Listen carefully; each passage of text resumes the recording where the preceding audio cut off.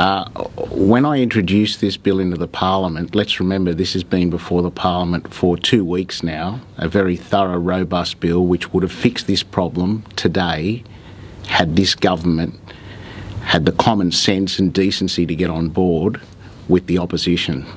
And when I introduced it, I thought common sense might prevail on an issue that is tailor-made for the sort of things that the people of New South Wales are always crying out for, and that is that both sides of politics work together on behalf of the people of New South Wales. It's not an ideological issue, it's not a philosophical issue, it's a common sense issue that would have safeguarded the health and welfare of families going forward, and more importantly, given families like the Khan and Ghanem families who have been through this tragedy 4 years on and had to go through all this for the sake of having a government knock this over in the lower house today for no other reason than petty politics. And that was manifested in that farce which just occurred in the Legislative Assembly, which Ryan was touching on now.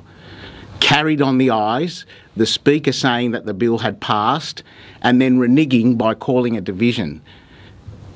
But it's not too late.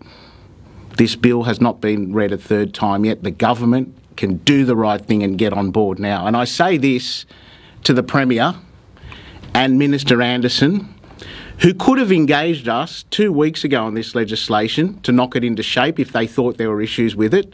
We could have had it ready to go in the House this morning to their satisfaction. They didn't engage us at all.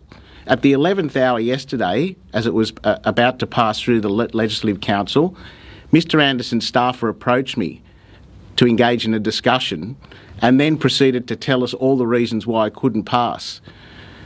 They can still do this. It's in their remit, they're the government, and they need to do it on behalf of the families who have suffered this tragedy and for the people of New South Wales going forward. And I think the people of New South Wales would expect that sort of behaviour from their parliamentarians. To have it knocked over is just gutting, and it doesn't befit the Premier or her Minister to play games with people's lives.